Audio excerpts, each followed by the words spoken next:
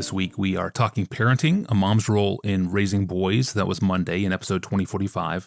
And today, Pastor John, as I look ahead in our Navigator's Bible reading plan, coming up on the docket here between May 20th and June 2nd, we're about to encounter three very long, detailed, and related stories of rebellion. Children who rebelled. I'm thinking Absalom, Sheba, and Adonijah. On this trio of rebels back in 2018, in a tweet you said to parents, quote, read to your children the stories of the rebellion of Absalom against David in 2 Samuel 15, 1 to 18:33, and the rebellion of Sheba in 2 Samuel 20, verses 1 to 26, and the rebellion of Adonijah in 1 Kings 1:1 to 2:25. Then look them in the eye and say, rebellion against the Lord's anointed never, never, never succeeds. End quote. These three long stories are loaded with cautionary details. Can you point out a couple of things that strike you that a parent would press home to their children in such a reading? And I presume the Lord's anointed here you referred to in your tweet is Christ himself now. Is that correct? And what other lessons stand out to you as you prepare us to read these sections for ourselves and then to make use of them in our homes?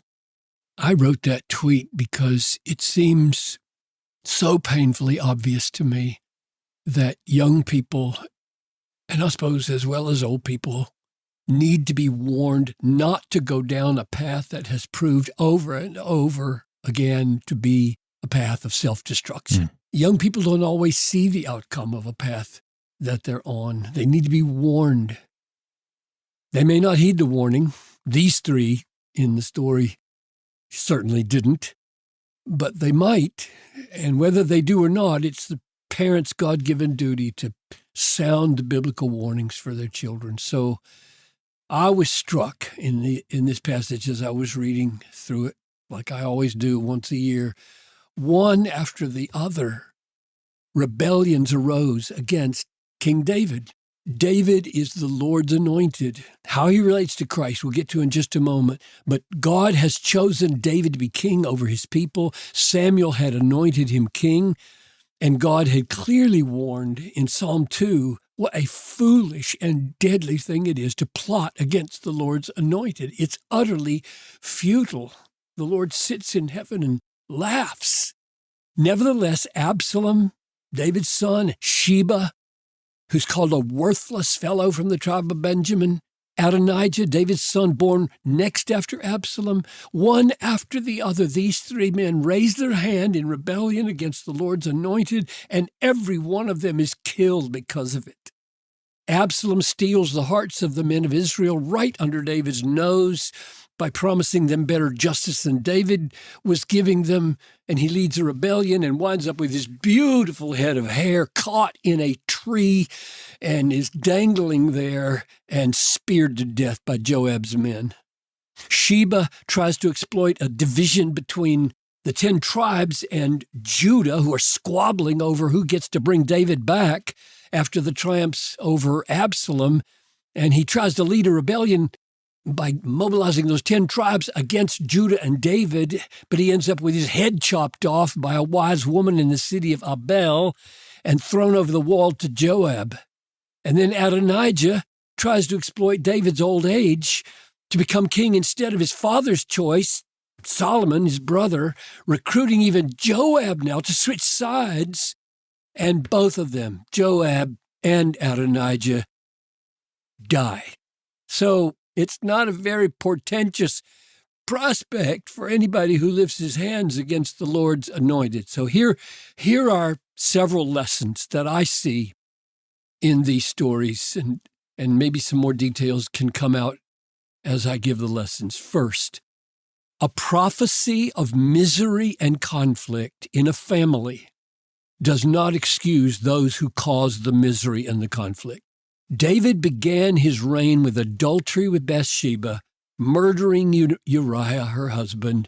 Nathan the prophet says to David, now therefore the sword shall never depart from your house, because you have despised me and have taken the wife of Uriah the Hittite to be your wife. So all these rebellions from his children and others are prophesied as part of the consequences of David's sin. But there's not a hint in the stories that Absalom and Sheba and Adonijah are excused for their wickedness and their rebellion because of this prophecy. Prophesied sin does not excuse the sinner. That's lesson number one.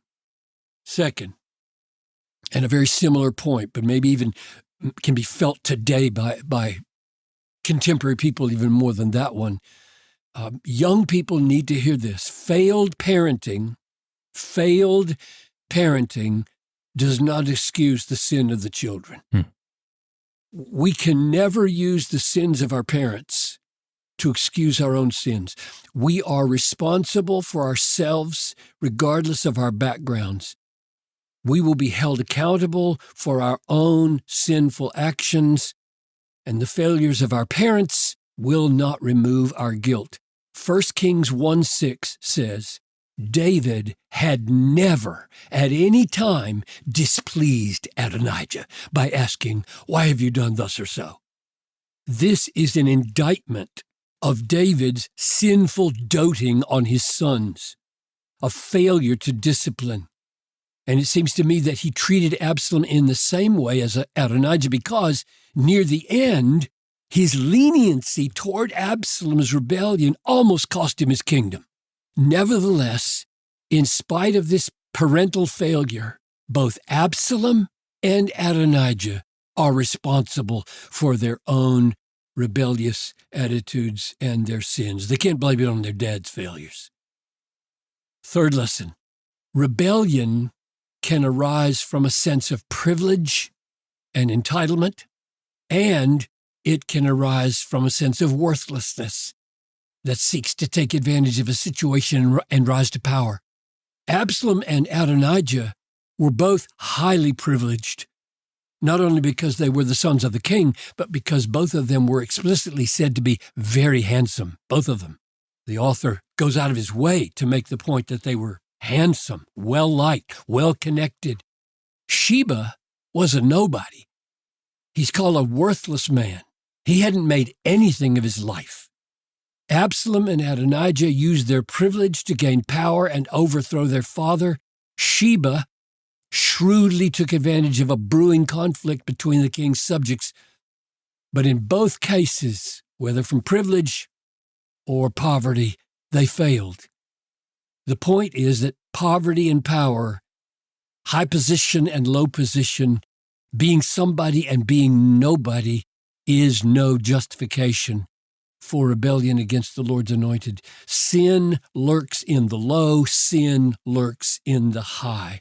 So beware, young people, that you could justify a rebellion against the Lord's anointed by either one. Fourth, whoever exalts himself will be humbled. Whoever humbles himself will be exalted. That's Matthew 23:12, the words of Jesus. The beginning of Adonijah's story makes explicit the root of the problem. It goes like this. Now Adonijah, this is 1 Kings 1:5. Now Adonijah, the son of Haggith, exalted himself, saying, "I will be king." And the same is true of Absalom and Sheba. This is the great sin, the deep, deep sin of all children and all parents, a craving to be seen as great. Craving to be seen as powerful or beautiful or smart or cool or handsome or gutsy or rich. Somehow be seen better than others. I want to be better, like the apostles squabbled with each other to see who is the greatest. The Old Testament abounds with stories like these, designed to make Jesus' point.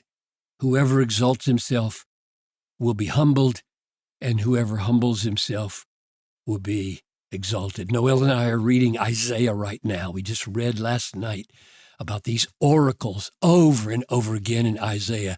The evil that God is punishing among the nations is pride, pride, pride, self-exaltation. So finally, we should say, yes, David, the Lord's anointed, was a type of Jesus Christ, a foreshadowing of King Jesus. Christ is the Son of David. Christ is the final anointed one. Christ means anointed. Christos means anointed. And from these stories, we should warn our children, indeed warn ourselves, that rebellion against the Lord's anointed, David or Christ, absolutely cannot succeed. But to submit to him and see him as the great and glorious and wise and strong and just and gracious King that he is, would satisfy our souls forever. The glitzy promise of self-exaltation is a mirage, young people. It's a mirage.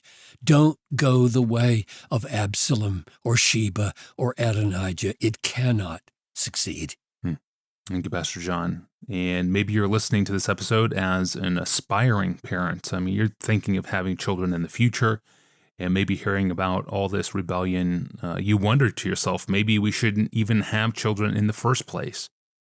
There's actually another episode in our archive where Absalom comes up actually on that topic of maybe it's just better not to have kids at all, rather than risking having a rebel.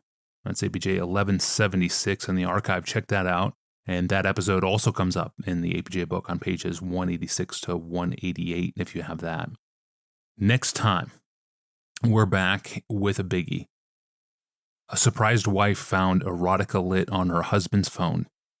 How should she respond? I'm Tony Ranke. We'll see you Monday.